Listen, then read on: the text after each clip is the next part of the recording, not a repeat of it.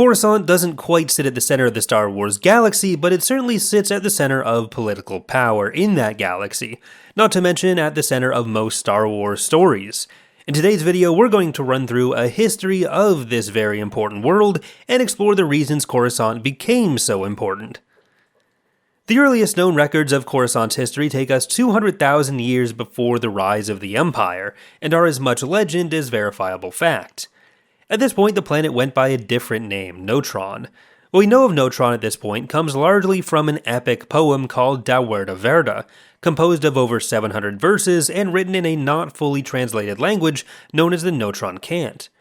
The title, though, is a translation of the phrase the Shadow Warriors, and refers to the authors of Dowerda Verda, a species known as the Tong. The Tong were one of two original inhabitants of the planet, the second being a group of 13 nations collectively known as the Shell.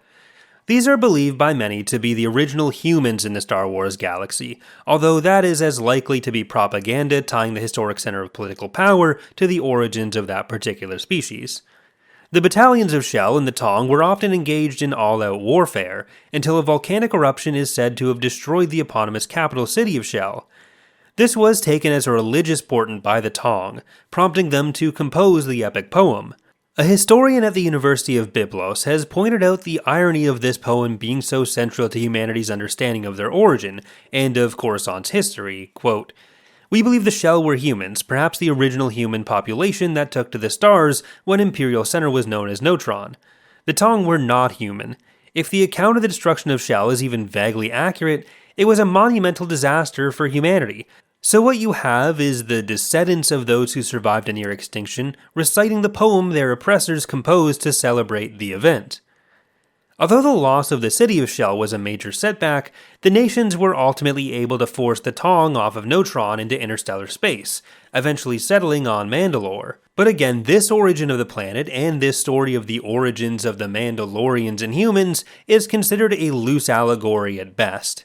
What's more clear is that by 110,000 years later, now 90,000 years before the rise of the Empire, Coruscant had already started building up enough that the first multi-layered sections of what would later cover the entire planet, in an area that would later become known as Republic or Galactic City, had already started to form. Like most of the inhabited galaxy, Coruscant fell under the influence of the Celestials and then their replacements, the far more exploitative Rakatan Infinite Empire, by 30,000 BBY. The cost of a few thousand years of Rakatan servitude did come with a benefit. Once the Infinite Empire collapsed, Coruscant became one of the planets able to reverse engineer Rakatan hyperspace technology, sending out colony ships to begin populating other core worlds. By this point, Coruscant was already highly populated itself, and had built up at least one layer of cityscape over almost the entire planet's surface. One notable exception to this would have included the Manarai mountain range, which would eventually turn into nothing but an exposed peak and a plaza, but for now it still stood towering over the older city, inspiring generations of Coruscanti to like this video and subscribe for more.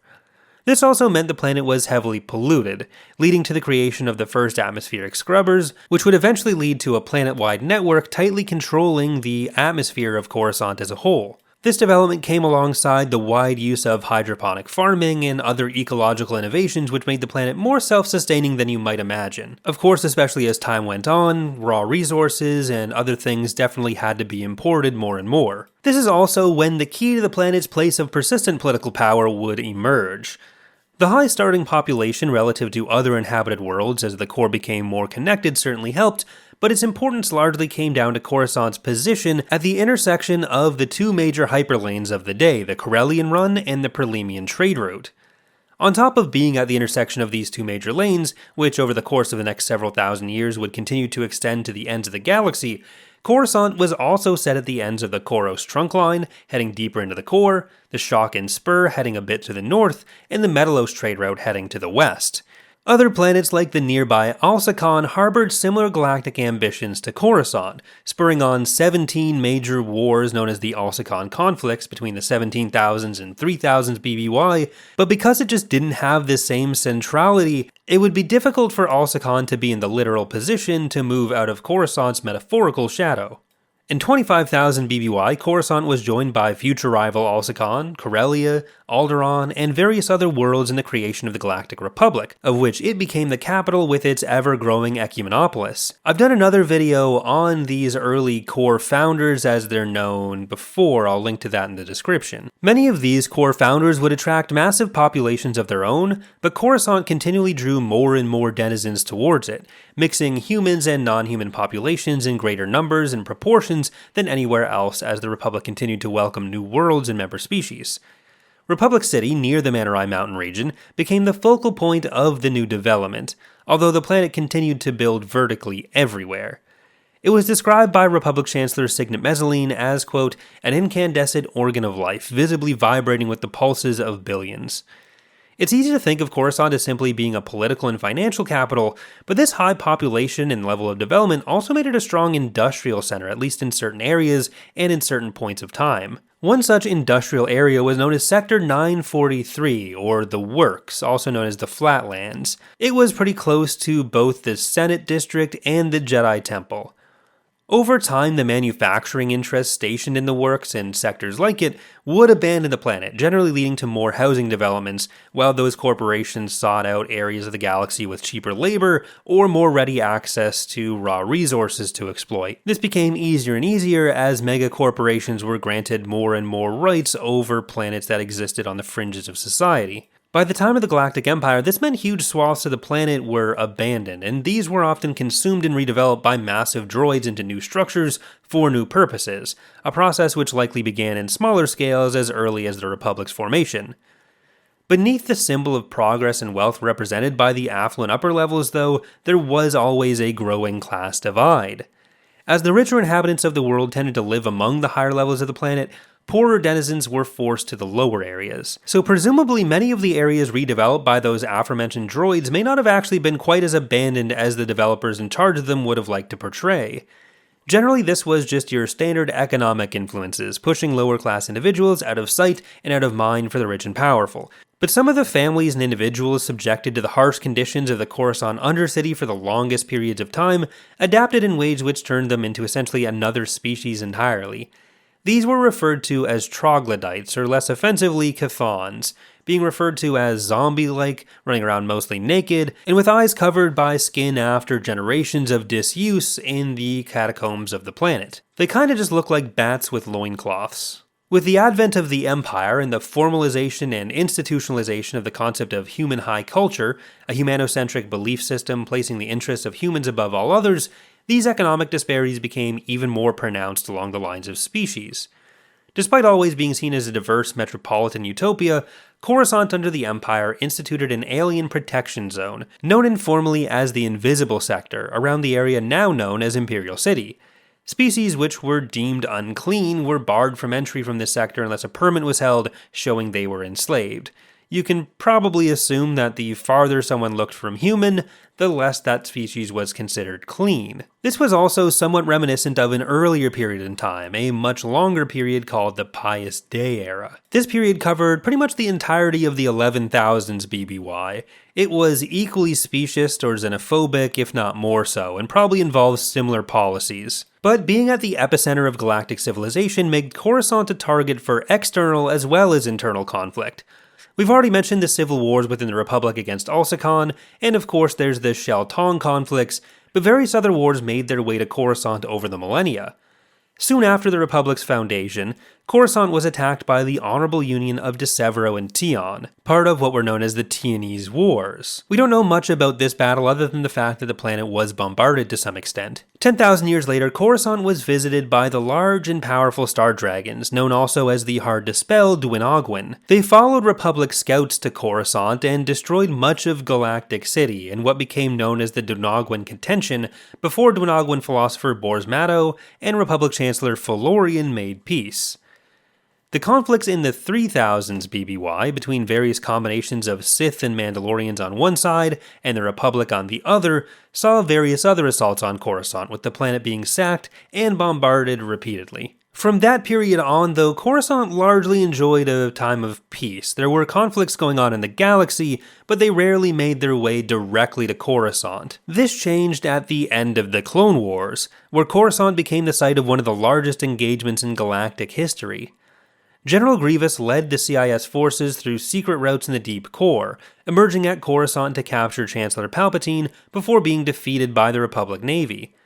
Coruscant was then liberated from the Empire by the New Republic 3 years after the Battle of Endor, though this was a relatively small battle even for the era. It largely rested on advance work done by Rogue Squadron, which inserted to prepare the planet before the New Republic fleet arrived to lay siege. Once in the New Republic's hands, Coruscant once again became the home of the Galactic Senate, although in a new Senate chamber which was built for this new galactic government. But in most wars which were to come in this period, Coruscant became more and more the focus of them, rather than something that existed far away from the front lines of any conflict. In 9 ABY, Grand Admiral Thrawn deployed a series of cloaked asteroids during his campaign against the New Republic, hoping to blockade the planet with minimal fleet involvement, before the New Republic realized that many of these asteroids that they thought they'd seen deployed were in fact decoys, clearing the remainder and freeing the planet.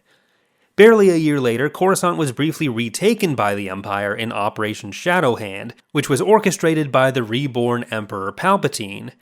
While relatively brief, this occupation was highly devastating, and prompted such works as The Year of Rage, a citizen's history of the Coruscant Wars, by a soldier named Kinnalos, who documented the savagery and destruction of the operations on the planet. For several years thereafter, Coruscant returned to the New Republic's hands and served as the capital of a mostly reunited galaxy.